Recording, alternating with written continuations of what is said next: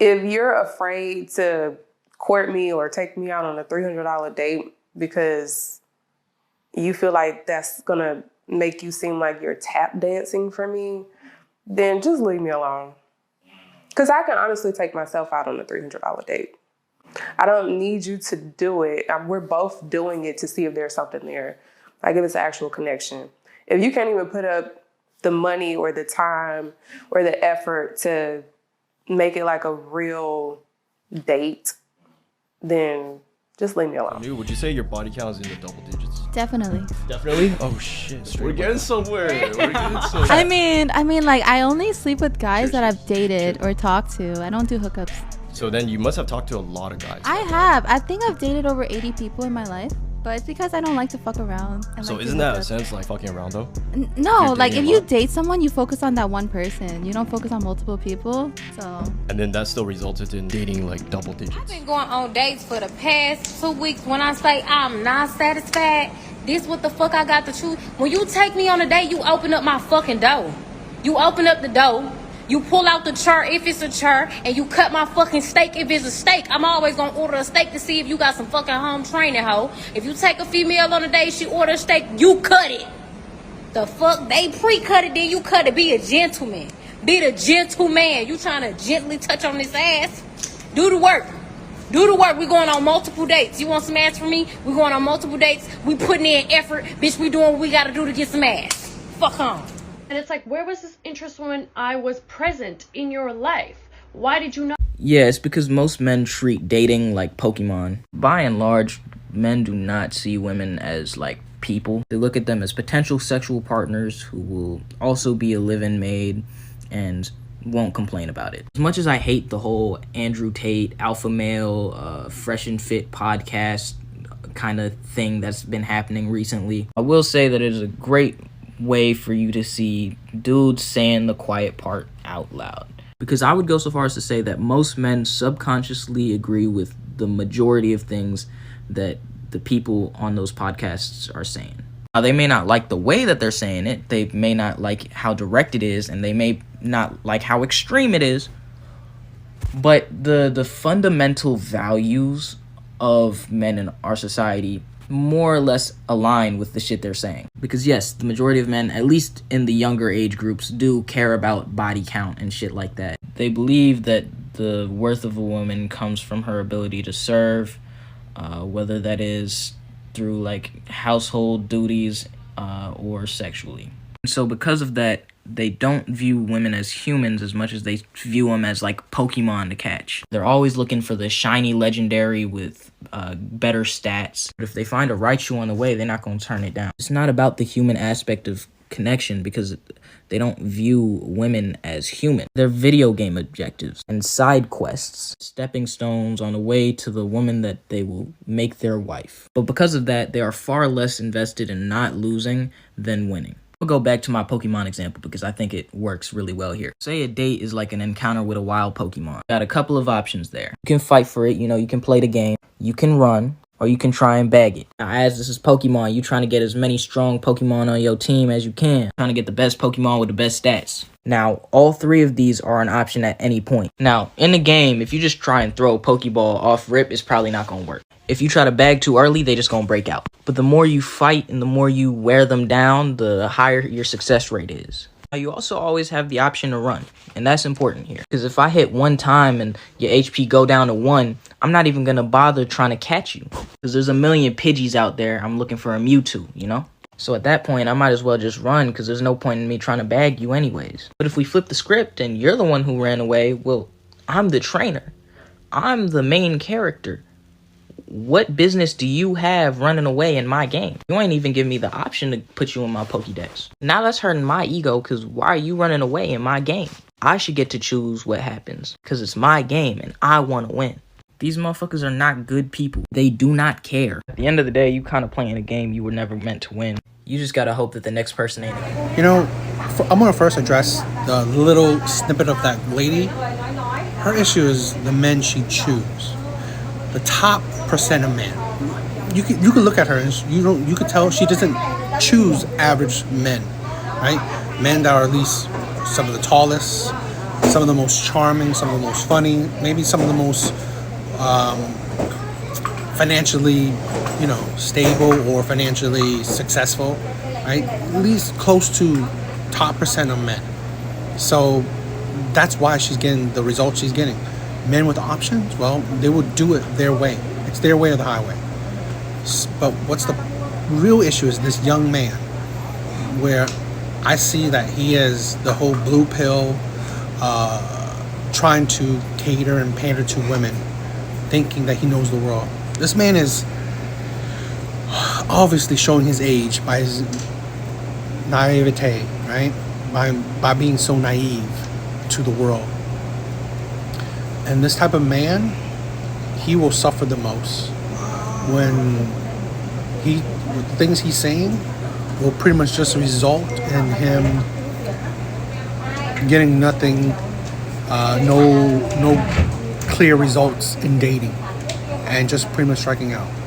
And that's what is going to happen with him, because he doesn't understand women, and he shows it. By talking about Andrew Tate and stuff, and all the red pill stuff. Those are type of men that he said, like, men that think women are like Pokemon, to catch them all. In general, most men don't get chances with many women. Most men be lucky to get a chance with one woman. So this man he's deluded. He's confusing things, right? He's thinking about, the top percent of men that have so many options, men that have, string of women. And then he's also thinking about the men that, don't have a lot of options, but they listen to, Red Pill, listen to Manosphere, listen to people like Andrew Tate trying to improve themselves, trying to level up to be the type of men that would be successful.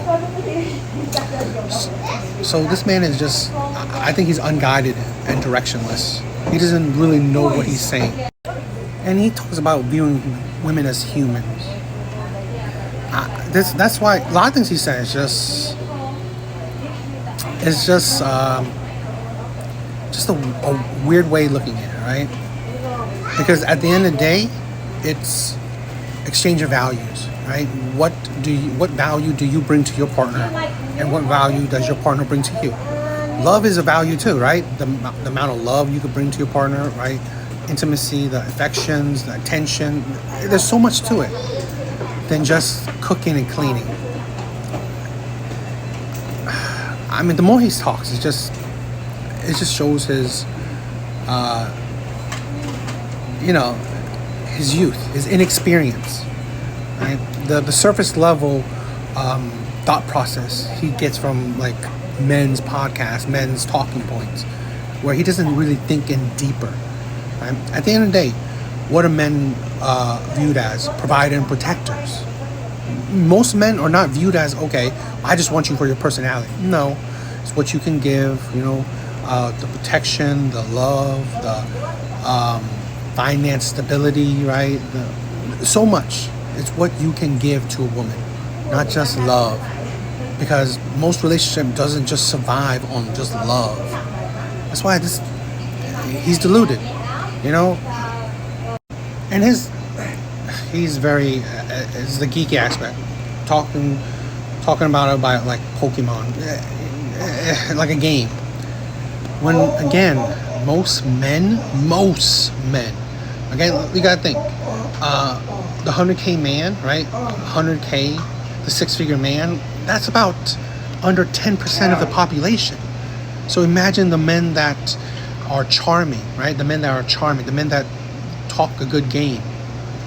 There's not many men that do that, right? It's a small percent of men that can talk a good game, right? That can get multiple women, break up with one, go to the next one. Most men, they go through the hardship of dating. If they could find one woman that can be loyal, that's loving, that wants to be with them, they would love it. They don't view it as, if this woman can cook and clean, it'll be the best. No, it's not. If she's loyal to me, if she wants to be with me, if she loves me, which, i.e., would be kind of like body count. Women that's been there, done that, are very experienced. You know, if you don't please her, she's on to the next one. This the traumatic experience of being and breaking up, and you know, having terrible experience with dozens and dozens of men. I could go on. This is just, it just more and more shows me that men like this, they really don't understand the world. They don't understand women until late into the 30s, where women have been rejecting him like crazy. And he's the example of the men that listen to Andrew Tate or Fresh and Fit, all these other podcasts. Men like him, who has been destroyed by the dating market, and then later on turned into looking for guidance. I was like him. I thought like him too, right? Until life hits you. This is it.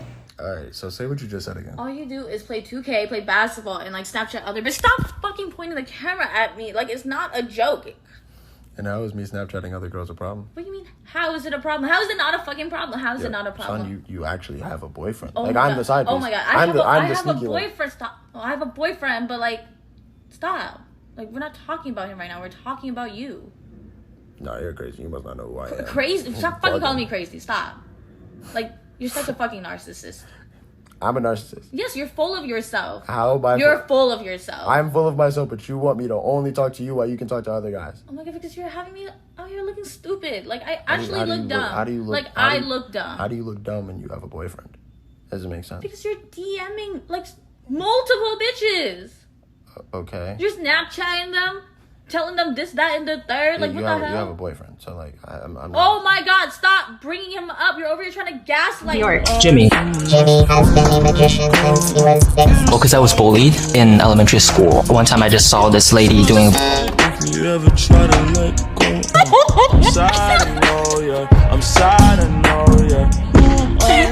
That was so mean. He just told me it's such a deep thing. And I just nexted him so hard. In a relationship, you can't just do what you want. You always have to think about how it will affect your partner. That's what this generation doesn't understand. Technically speaking, male feminists pose more of a threat to women than the MRAs these male feminists complain about. It's all men, right? Why are you trying to convince people it's all men but you? And yet, we've seen these male feminists get outed time and time again. So if you're one of these people that's entering women's spaces and pandering to them, don't be surprised if people aren't surprised that you're one of the ones that people are wary of. Just Girl, if you seen a single mom flexion, she's the single mom. You must have been down at the food stamp office. Because I'm telling you right now, single moms are hurting. I carry 10 $1 bills in my pocket at all times. When I see a single mom out in public, I go and give her a couple dollars, just like I do the guy on the corner. I'm like, girl, go buy yourself a bubble gum or a soda pop or something. Treat yourself. Because you have chosen the life of misery for your standards, and I respect that. You know, you dated so many men that were good men and made good money, like you'd be living high on the hog right now. But you wanted somebody that was hot. And now all your food's cold because the gas is turned off. If you're a single man looking to get married, don't date American women. And here's why. The United States is #1 in divorce rate, with over 60% ending in divorce. And over 70% of them are initiated by the woman, and even more if they have an education. One of the leading causes for it is financial issues. These American honeys are being taught one thing: take your money and run. And they'll take all of it, anywhere from 10 to 40%, and even more if you have children with them. So if you're looking for a cheap solution, sign a fucking prenup. Or if you want to eliminate the whole issue, a passport's literally like $100, $130. I know there's gonna be some women watching this going, we'll just find another man. Really, because by 2030, 45% of you ages 25 to 44 are going to be single and remain that way. Also, fun fact, 25 to 44 is also the main window of fertility, which means no babies after that. Now, for men who it's already too late and you think you found the love of your life, have them sign the prenup. Do not let them twist you into thinking it doesn't need to happen. A study done in the UK. I believe it was in 2014. And then it was done again in 2019. It revealed that over 50% of women have a backup plan while still in committed relationships. This means that they have a plan B in case their current relationship fails. Women initiate 70% of the divorces in America. When it comes to college-educated women, this number jumps up to 90%.